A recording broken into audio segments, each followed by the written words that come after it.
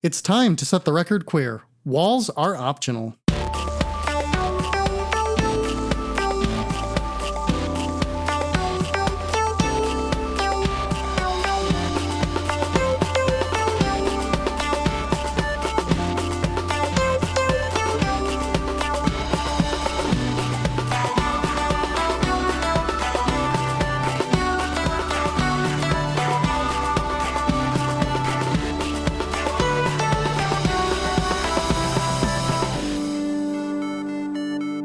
Hello, intrepid listeners, and welcome to Setting the Record Queer, a podcast where queer people talk about the pursuits and communities they love.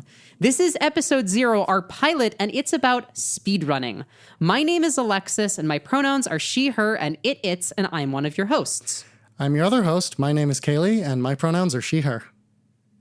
So, since this is the first episode of our podcast, before we get into what we want to talk about, I want to take a bit of time to talk about us. You know, ideally, we keep doing this podcast and you keep listening to this podcast, so we should feel like we're friends. So let me tell you a little bit about Kaylee and I. So Kaylee and I are both trans women. We're both queer, polyamorous trans women even, and we're girlfriends. We're both Twitch live streamers and video game speedrunners, and we live together. We've wanted to do a podcast together for a really, really long time, and here we are. So how are you doing, Kaylee? I can't complain. Recording a podcast, doing some good times, doing the best times. Doing the best times. Doing the best times. Absolutely the best times. Wonderful, wonderful. How was your day today, Kaylee? It was pretty good. I did some speedrunning, which I think is pretty appropriate, and I played some Octopath Traveler. Octopath Traveler. Tell me more. Traveler. Is this related to that newly released game, Octopath Traveler? No, don't be ridiculous. That's not a real game. Of course not. Okay. Gotcha. Well, that's wonderful, and I hope you're having a great time with Octopath Traveler. Yeah, perfect pronunciation. Thank you. I am an expert at pronouncing words, as we all know, which is why we're doing a podcast. But let's talk more about us and podcasts. The first thing I want to talk about here is your and I's history with podcasts. I want to talk about us for a little bit longer, and then we will get to introducing our guest and talking about the subject matter of this episode. So Kaylee and I have both listened to podcasts for quite a while. We've both listened to them together even. Kaylee, do you want to tell me about some of the podcasts that you've listened to that have inspired you to take on this project? Yeah, I have been listening to podcasts for a very, very long time. I really appreciate the medium. I think it's a great tool for a million different types of audio storytelling. Audio is a great medium for storytelling that people really just have underused until recently. I listen to a variety of things. Of course, I listen to half of the McElroy shows like everybody else. But, I listen to a lot of the Night Vale shows. I listen to a lot of random things. Welcome to the Magic Tavern is one of my favorites. I listen to a number of gaming podcasts, just a whole gluttony of various things. You can hit me up for podcast recommendations on Twitter if you want. Oh, please. You only listen to a gluttony of podcasts? I'll have you know I listen to an envy of podcasts at me. I envy that. Nice. I don't actually listen to as many podcasts as Kaylee. I listen to about 3, and 2 of them I actually kind of share with Kaylee. So first, there's a little podcast called Off Book, which is a podcast where they bring on a guest and improvise an entire musical. And it's both hilarious and incredible and is just absolutely mind-blowing to me. And I could never pretend I would be good enough at anything to do anything of that scale, but it's really nice. Kaylee and I also really like Alice Isn't Dead. We've been so moved by it that, whenever a new episode comes out, we get in our truck and go on our own road trip to listen to it. And by truck and road trip, I mean car and short drive to go get breakfast, usually. And we really like Alice Isn't Dead. Yeah, but there's that one car that parks near the bagel place we like to go to that has like a cover on it that says Bay Creek, so that's pretty fun. Yeah, it's kind of terrifying. The other podcast I like, and I think this is more uniquely my podcast than something that I listen to with Kaylee, is a speedrunning community podcast called The Frame Savers. I've been listening to The Frame Savers pretty close to since they started. It's something that I love. It's, seeing my hobby move into this podcast form and, Author Blues and John Carl's do an incredible job with that podcast. I got to be on it once. It was awesome. And, especially since listening to that, I've always been thinking about getting into a podcast myself. That's been a constant in Kaylee and I's relationship, really, is wanting to do a podcast. For the entire time we've been dating, some year and a half, and living together a year, we've always wanted to do a podcast, maybe once a week, twice a month, if that.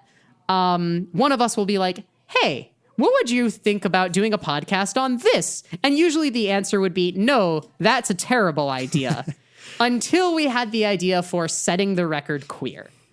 And that's how we ended up here. We just bounced ideas until this one kind of stuck. So the idea of Setting the Record Queer, as Kaylee initially pitched it, was, a podcast where we interview people about the things that they care about. Because we really both of us have this, common trait of enjoying listening to each other talk about the things that we really, really like. We have a lot in common. We have a lot that's different between us. And hearing about each other's passions is something we enjoy. And I think that extends to, everyone, really. So we had the idea of talking to people about the things they care about. And that kind of naturally evolved into talking to queer people about things they care about. And that's where we ended up with Setting the Record Queer. Yeah, we went through a lot of bad ideas, but we got here. A lot of bad ideas. We got here. We really did. So now it is time to introduce the very special guests that we have for this episode. Oh boy, I'm excited. We spent our entire podcast budget on getting these two. We have no more money left. The production is probably going to die after this. We didn't have a budget. Yeah, I know. Anyways, we're our own guests this week. We decided for episode 0, since we want to spend time, explaining what this podcast is going to be, we figured it would be best to stick with what we know. So this is going to be a podcast about speedrunning. Whoa. And we're both speedrunners, so there you go. So, to steal a definition from the aforementioned Framesavers podcast, speedrunning is completing video games as fast as possible while using any tips, tricks, or glitches we have available to us. So, with this podcast, kind of the idea is, we had our little introduction segment, but the main focus of the podcast is going to be talking to people about the things that they love to do, what it's like being in those communities, what's happening in those communities, and what it's like to be queer in those communities. So let's kind of make our way through all of that. Kaylee, if you want to tell me about your history with speedrunning. Sure. I've been speedrunning since January last year. And if you've done the math, realizing around the time that me and Alexa started dating, you might realize that that was slightly after we started dating. And what happens is speedrunning has always been I've known about it. I've watched some GDQs, Games Done Quick. It's the biggest speedrunning event there is. But I kind of didn't really get into it until Alexis kind of helped me do that. And, I've been, speedrunning since. It's super fun. I started off I have a kind of a weird case because I was kind of intimidated by large communities and I kind of wanted to dip my toes before trying to interact with a community of 50 people. So I started by doing things no one else had done before and doing a thing called routing, which is what we call it when a game hasn't really been speedrun before and someone needs to figure out how you're going to do this as fast as possible, what choices you're going to make, which power-ups to get, which power-ups not to get, what order to do events in when you have a choice. And so I started with a little Virtual Boy game, yes, Virtual Boy, called Jack Bros. And since then, I've been kind of routing everything on the Virtual Boy. I'm about halfway done. I've also gotten into a lot of RPGs, and I joined a speedrunning team, which is not a competitive team so much as just a group of speedrunners who do events together for RPG speedrunners who are women, called the RPG Valkyries. And I've run a number of other games that are fun. I tend to run a lot of games at not that high of a skill level. Very nice. Yeah, I pulled Kaylee down into speedrunning like a siren singing the song of resets and randomness.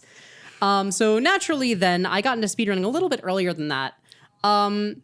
So to move even farther back, I love Mega Man, and I have always loved Mega Man.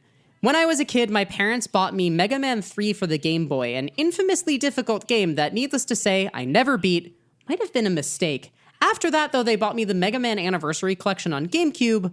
Also never beat. I don't think I beat a single one of the games, but less of a mistake because I was actually able to like make progress and stuff.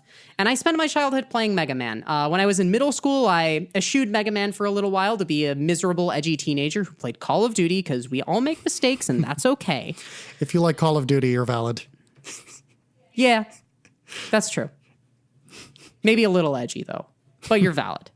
But then when I was getting into high school, I kind of started to pick up an interest in Mega Man again. And I was looking around on YouTube for like gameplay videos, basically. And I stumbled upon a video from Awesome Games Done Quick 2014, the January edition of Games Done Quick, that major speedrunning event that Kaylee mentioned, a run of Mega Man 2 by a speedrunner named Cypher. And in my experience, most people's first reaction to seeing speedrunning is, oh my God, this is so scary and I could never do it. Now, me, in my intrepid total lack of self-awareness of my own abilities, my first reaction was, oh my God, I have to do this. Which I think was a good reaction to have, because I did it. I'm nowhere near as good as Cypher. I'm nowhere near as good as, frankly, a lot of the classic Mega Man community, but I've kind of made a name for myself in just speedrunning things maybe at a pretty okay level. From there, I've built a passion for, in addition to running classic Mega Man games, I've run some Game Boy games, I've run some random other stuff, but I've also recently been very heavily focused on event production and, community management. I do a lot of work for Games Done Quick. I run events like Buckeye Speed Bash, Games Finished Adequately, smaller speedrunning marathons, and I'm part of a queer community speedrunning marathon that we'll talk about later called Power Up with Pride. So the next thing we want to talk about, now we've talked a little bit about our history, is why we love speedrunning. Kaylee, why do you love speedrunning? Speedrunning. I don't get it. Tell me. I don't understand. Yeah, no one should like speedrunning. Honestly, though. No, but seriously, speedrunning is a great way. It's a new way to experience, all the games you like, games you haven't, games you don't, games you've never tried. Just a very different way to approach it. You're just trying to play the game as fast as possible. That's it. That's the simple thing. You can learn. You find yourself able to do all sorts of cool things.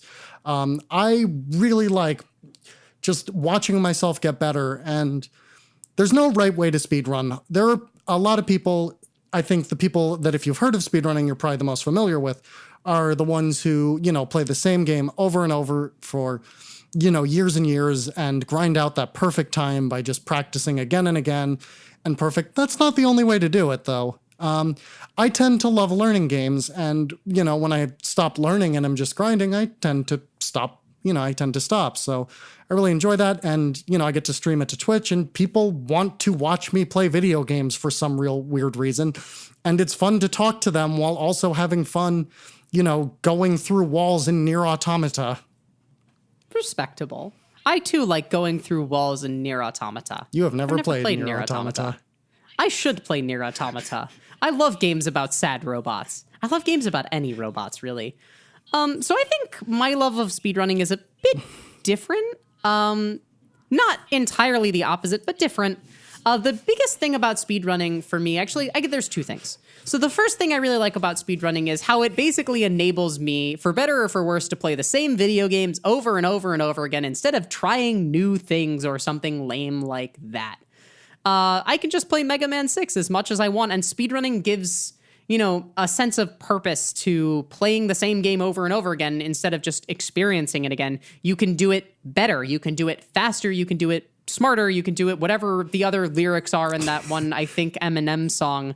I'm not very hip with the kids. Sorry. The kids of your age.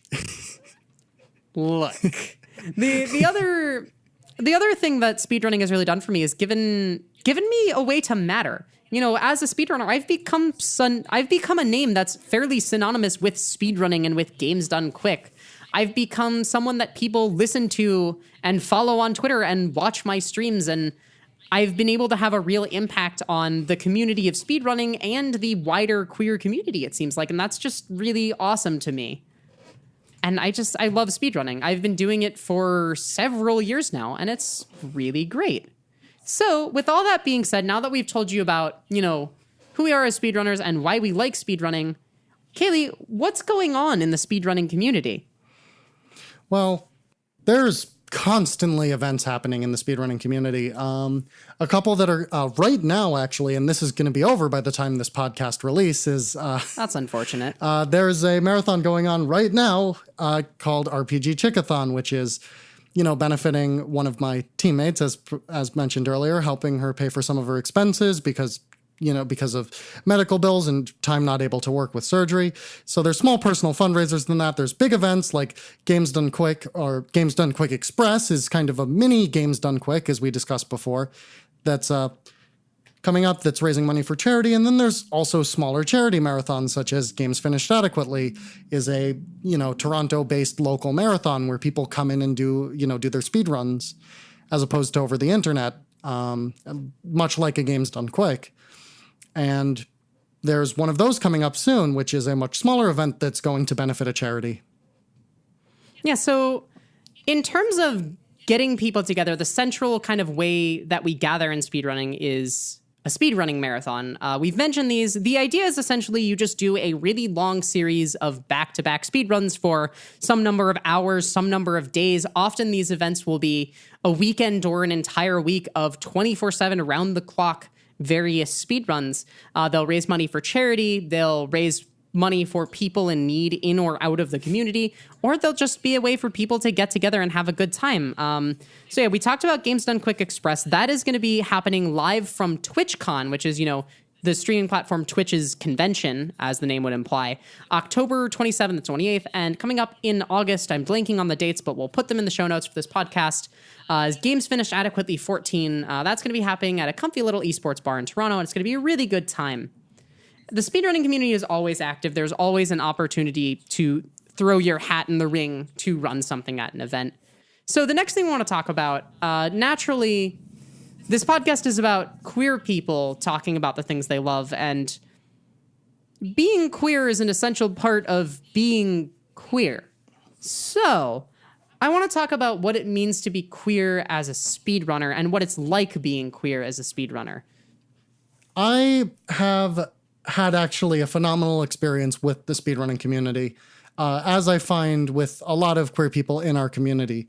You wouldn't guess it because a lot of the people who, like to talk online who aren't actually speedrunners, people who watch Games Done Quick, a lot of them, and, watch, watch occasional speedruns but don't do anything themselves. A lot of them will be like much of the gaming community. They'll be very homophobic or very transphobic or very just queerphobic in general. And you don't really get that much from speedrunning. And of course there's exceptions to that, but the speedrunning community really isn't like that. So I haven't actually had very many problems within the community. I've had problems with trolls who come into my stream and stuff like that, but I've never had problems within the community, which I think is really nice. I can confidently say that the speedrunning community as a queer person is not that bad. I frankly think that's the best I can say about it, but it truly is the best gaming community that I've ever seen in terms of how it handles queer people. People are just nice and they're good about like pronouns and stuff, and it's really wonderful that there's a place for queer people in gaming, where communities of MOBAs and stuff aren't, nearly as friendly. Speedrunning's pretty all right, and over the past couple years that I've been a speedrunner, I've been seeing a big rise in the queer presence in the speedrunning community. And this has led to, among other things, an event that I mentioned earlier called Power Up with Pride. Power Up with Pride is a queer community speedrunning event. It's a typically weekend-long speedrunning marathon, and we raise money for a different LGBT charity every event. This past June, we raised $14,000 for the Trevor Project, and it was really incredible. The whole queer community of speedrunners came together and did something really, really wonderful. And along with that, the staff of Games Done Quick and a lot of the other major marathons are really good about queer people. They're pretty aggressive about like pronouns and stuff like that and making this community really good for us. So being queer in speedrunning is nice. As far as gaming goes, it's really nice. As far as gaming goes, it's not perfect. As far as gaming goes. No, nothing is. We're getting there. We're getting there. So that's everything we're going to tell you about speedrunning for the course of this podcast. The next segment of Setting the Record Queer is what we've titled the Performance Showcase, where, you know, with whatever guest we have, we want them to talk about or demonstrate their work. Now, naturally, speedrunning isn't something you can just experience over audio. So what we're going to do for this episode is each of us is going to talk about something that we recently learned as part of a speedrun, you know, like get deep into like the juicy mechanical details of this sort of thing, because that's a really important part of this podcast for us, is really getting into the details. And maybe you won't fully understand everything that gets said, but you just get to appreciate and enjoy the passion that someone has for their craft. So, Kaylee, if you want to start and tell me about, you know, a speedrunning trick or something that you learned recently and how it works. Sure. Stuff like that. Sure. So I've been learning a little Game Boy Advance game recently called The Legend of Zelda: The Minish Cap. And that game has a lot of interesting little quirks that, you know, you just kind of have to practice to get down. I think my personal favorite is a little simple one called the Ocarina Glitch. In the game, you get an ocarina, which if you've ever played a Zelda game or a more recent Zelda game, you might realize is kind of a serious staple. Playing it will summon a little bird to travel to bring you from location to location, but that's not what we use it for. You see, if you on the same frame, which is the smallest unit the game can process, press the up button and the A button in front of a door. You'll go into the door, but instead of walking into the door, you'll play the ocarina. The sound effect will play, and the game will stop time, because during the ocarina playing animation, time stops. But you don't actually get to exit that, that animation in a proper way, which means that you can just kind of walk around everything. Now, rolling, hitting a wall, lots of things will cause the game to crash after this. But the most useful part of it is that whatever property of floor you were standing on when you activated the glitch will remain until you cancel out the glitch through one of a few means to do so. So, you know, pits, walk over them. Ice, walk over them. Water, walk over it. Just very cool. Everything. Stop. Everything is stopped. Play your magic ocarina and break the world around you. Very, very cool. So the bit of speedrunning stuff that I want to talk about is, I've mentioned Mega Man 6. Above every other Mega Man game, Mega Man 6 has been my main focus as a speedrunner. I most dedicatedly speedrun it a year and a half ago, and I've been kind of off from it ever since, learning a bunch of other Mega Man games, but I'm preparing to make my grand return to it soon. And so one of the things I've been incorporating into my run is a technique called A-canceling. Now, in Mega Man games 3 and onward, or at least most of them from 3 and onward, one of the things you can do is a slide. As the name implies, you slide along the ground. It's faster than walking. And so in Mega Man, the most important thing is good movement. There's not a lot of difficult boss strategies and stuff like that, or, long-term routing like you'd have in an RPG or longer run. You just have to move well through the entire game. And so naturally, you have a slide that's faster than walking. You want to be sliding everywhere. So in pretty much every Mega Man game, you can do a slide and then jump at any time, which, makes sense. In Mega Man 6, this is actually not the case. You cannot jump directly out of a slide. You actually have to do what's called canceling it. And there are 3 ways to cancel a slide. You can let the slide end naturally. It's not very long. You can tap on the direction on your controller, the opposite direction of the way you're going, in order to make Mega Man stand up and turn around. That's called L canceling or turnaround canceling. Or you can press the jump button to cancel the slide, but not jump. So the way you slide is by pressing down and jump. So to A cancel a slide, or jump cancel, because A is the jump button, you would press down A, A, A.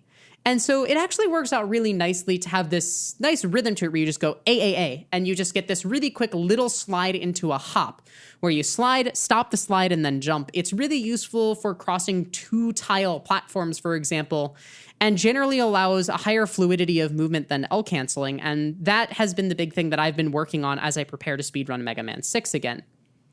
Cool. So that's what we do as speedrunners. We break it down to these, little techniques or major glitches whatever the case may be. But the other thing I want to talk about as part of this performance showcase is how speedrunning reflects our queer identities. Kaylee? While I don't think that speedrunning itself really has that big of a role in my queer identity, a lot of the stuff that I do surrounding speedrunning really does. I mean, Alexis mentioned Power Up with Pride and the fact that she does some roles as staff there. Although I am not staff for that event, I have heavily participated in events in the past, including running a tabletop RPG during the speedrunning marathon, which is not something that I think has ever been done before or since, and was really fun. That's not true. That is not true? That is not true. There's usually a tabletop game at another marathon called ESA. Anyways, continue. Well then, it was still fun. But you know, it affected a lot. Just kind of who I interact with, who's wanted to interact with me, who I've kind of reached out to, what kind of events I do, what kind of people watch my what kind of people watch my stream. Just absolutely everything surrounding the core of the thing is really heavily impacted by that, and in a really good way, I would say. Yeah, I agree. So I kind of have the same assessment where speedrunning itself isn't really a queer thing. I'm just playing Mega Man games. Anyone can play a Mega Man game. It's not a queer thing, but as a streamer, in particular, more than as a speedrunner, I've always taken a very distinct purpose to speedrunning and streaming for queer people. Now, without getting too heavy into my tragic anime backstory here, I realized I was trans at about age 12. At this time, I didn't know any other trans people. I didn't have a trans community. I didn't know where to turn for resources. The best I found was places like Susan's Playground or whatever that really terrible website was called. I didn't know about informed consent. I didn't know about asking people to use your preferred pronouns and just simple things like that I didn't know. I didn't know that I could assert myself and my gender and just be who I wanted to be and be happy. And as a streamer, my goal has always been to flip that narrative and to be someone that a young trans person can look up to and learn from and learn about how their identity is important and valid and, how they deserve to be recognized. I want to be a stream that could maybe, help a parent struggling to learn to accept. Not that I'm going to make light of that. If you're struggling to learn to accept, that's on you, and you need to figure that out. And you don't get some beautiful narrative of struggle. You're just being a bad person until you stop being a bad person. Anyways, my stream is a force for good in the queer community is what I like to think and is what my goal is. And that's how I bring my queer identity into speedrunning. Okay, so I think it's about time for us to move on to some of our viewer questions. Yeah, so for every edition of this podcast, we're going to ask you, our intrepid listeners, metaphorically viewers, of course, you can't see us, but you can imagine it, for questions for us and for our podcast guests. For future episodes, we will be announcing who our guest is and what they're going to be talking about in advance, so you can think of some relevant questions. If you have questions for us or for our guests, you can send them to us via Twitter at our personal accounts, which we'll mention later, or for the podcast's account at STRQueercast on Twitter. Alternatively, you could send us an email at settingtherecordqueer@gmail.com. So our first question comes from @ViTheDeer. Why do you think so many queer folk are drawn to speedrunning? And I think the simplest answer is that it's one of the better communities to be in when queer. And, it's sort of a domino effect where some queer people showed up and then more showed up to be with them. And eventually you get a community that can put up something like Power Up with Pride. The queer community is important in speedrunning and it's treated well. And people see that and want to be a part of it. Yeah, when people see queer people, especially with large events like Games Done Quick, which I don't think we've mentioned, but, have hundreds of thousands of viewers at a time. When you see other queer people up there, it kind of makes you go, oh, hey, I could do this too. Yeah. And I think, an important dynamic of it is, I guess, kind of escapism. Queer people are a marginalized community. We tend to have things in general a little bit rougher than some other people. We like escapism, and speedrunning is a pretty nice form of escapism. where when the world's falling apart around you, you can just boot up your NES and play Mega Man 6 for the 15th time in a row. I did that on a non-particular Tuesday of 2016 in November. Anyways, so that's why I think speedrunning draws queer people. Our next question is from @Nahiri09. And this was kind of a bombardment of questions, so we'll take this one at a time. So first, what is your favorite thing about streaming? Kaylee? Well, I get to play video games, which is something I like doing. I get to play video games fast, which is something I like doing. And I get to talk to people who are watching me play video games fast. It's pretty simple, but hey, it's good. It's really good. I have a pretty similar answer, I guess. What's really nice to me about streaming is that it's given me an avenue to be someone who matters. People follow me on Twitter. People watch my streams. People listen to what I have to say. That's kind of awesome. I never thought I would be someone who matters, and I think I am now. So the next question from Nahiri09 was, do you two have any relationship advice? As we mentioned, we've been dating for 1.5 years, so hey, this is a pretty good question. Kaylee, why don't you talk about this? So, communication. It's really as simple as that.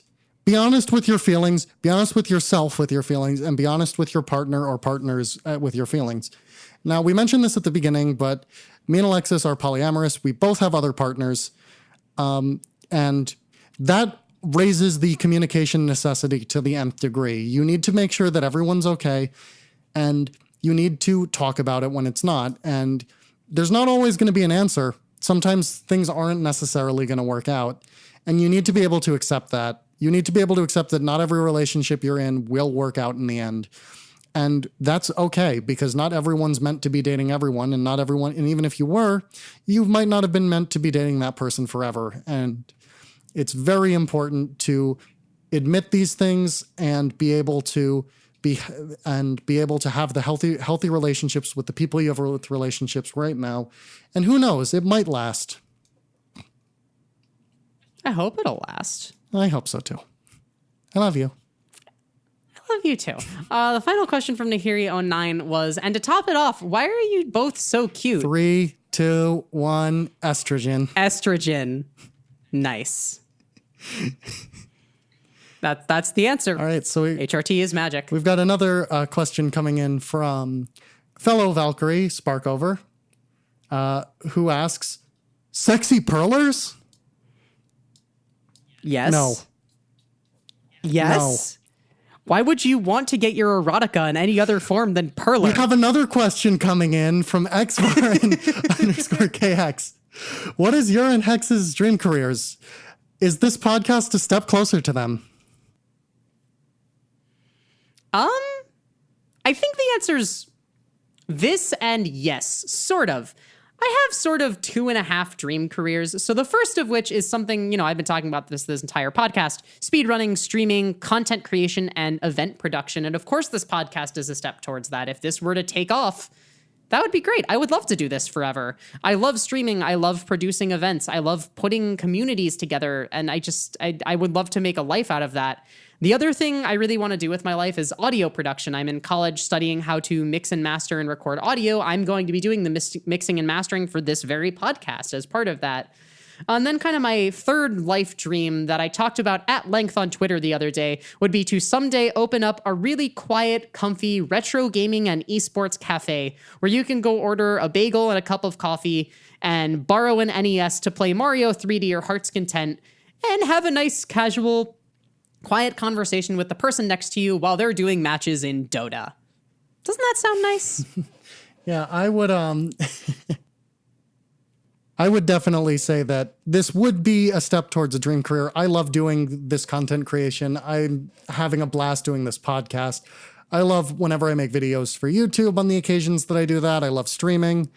I love doing any event organization work that I do. So I would say that, yes, this podcast is a step closer to them, but I wouldn't say that I'm exactly relying on those to happen. Yeah, that's how these sort of things go. We're hoping for the best, and that's, I think, all we can do. So our final question for this week is from @Miss Uko, that's MS_UKO, who asks, will one or both of you marry me? I'll do it if Hex does it. Wait, what? That's how that works, right? No. Anyway. Okay, you know what? It's all or nothing. All or nothing. I'm going to go with all and nothing. Nice. That's my answer. So that's your answer. Now it's time for the final segment of this podcast before we say our goodbyes and plug everything. And that is Kaylee's question of the week. So I want to talk about what this segment is and how it's come to be in the form of a story. So imagine you're me. First of all, I'm sorry. Second of all, it's 8 a.m. Your alarm has just gone off because you and your wonderful girlfriend Kaylee have something to go do this morning. You pull the sleeping eye coverage mask off of your face because you're incredibly light sensitive. You can barely see. You're not really awake enough to think super well yet. You haven't checked your phone and said good morning to all of your wonderful partners and friends. Kaylee rolls over, taps you on the forehead and says, Alexis, if you had a pet rabbit, what kind of hat would it wear and why? And this is just a staple of Kaylee and I's relationship. All the time when we're driving places, when we're lazing in bed in morning or night, she'll just come up with these incredibly deep personality test questions. And frankly, I think Kaylee could make a career out of basically being a BuzzFeed writer and coming up with personality test quizzes. And that is Kaylee's question of the week. So Kaylee, what's our question this week? What have you come up with for us? Well, in honor of our new podcast and our hopefully many guests to come, if you could have any single person in the world be a guest on this podcast, who would you pick and why? So I don't know if I have a specific person right off the top of my head, but I would love to see someone who's done drum corps. If you're not familiar with drum corps, it's essentially marching band, but better, like way better, way more talented, way more intense. Drum corps has been, I guess, a fandom of mine for quite a long time now. And if we could, get someone that's been in the Blue Coats or the Blue Knights or the Phantom Regiment on this podcast, if Willie Veenstra turned out to be queer, that would be really cool. I love drum corps, and I would just love to hear about a queer person's perspective on spending their summer marching and performing. Yeah, so I asked the question, so naturally I had a bit of an advantage and time to think about it. But so I have two answers, both of who are people that I would absolutely adore to get on this podcast. The first of which I'd like to do an episode on games journalism, and I would love to get Laura Kate Dale for that. Oh, that's a really good pick, actually. Yeah. The second is an even bigger reach somehow, because I would like to do an episode on politics and get Chelsea Manning. Oh, yeah. Yeah, that would be really good. Yeah. I don't know why I didn't think of that, honestly. I don't know either. I was expecting you to, which is why I had a second. Well, there's your answer to Kaylee's question of the week. And now episode 0 has come to a close. I hope you enjoyed listening to us talk about speedrunning. I hope you're looking forward to the next one. But first, I want to talk about a lot of the stuff that makes this podcast happen. So you're listening to Setting the Record Queer. You probably know this based on the fact that you're listening to it, but you can find us on iTunes, SoundCloud, or Google Play as Setting the Record Queer, or maybe STR Queercast. If there's another platform you want to see podcasts on, if you'd like to listen to this podcast somewhere else, let us know on Twitter or wherever, or, by carrier pigeon or something, where we should put this podcast, and we'll try to make that happen. If you liked this podcast, please leave us a nice review. Please tell a friend about it. Please retweet us on Twitter, stuff like that. Sharing us around and, helping us grow is essential to keeping this podcast growing and alive. And we would be unbelievably appreciative if you would leave us a review on iTunes or anything of that sort. If you want to get in contact with us, you can do so at our Twitter at STRQueercast, or our email address, settingtherecordqueer@gmail.com. Some things that you could potentially contact us about include questions for us or for our guests. Be sure to stay tuned on Twitter. We'll announce what episodes we're going to be doing and what guests we're going to have for them, so you can think of some good questions. Maybe you think you'd be a good fit for this podcast. Maybe you know someone who would be a good fit. Maybe there's someone you would like to see, or a hobby or passion or pursuit you'd like to see. give us ideas. We're open to trying anything on this podcast. We're speedrunning, streaming gamers, but we want to be bringing on stuff that we're not familiar with. So if you have a good idea, reach out to us on Twitter or email. Our wonderful logo art was done by Cubotic. That's QBTIC. You can find them on Twitter at Cubotic, QBTIC, or at cobot.tumblr.com, QOBOT.tumblr.com.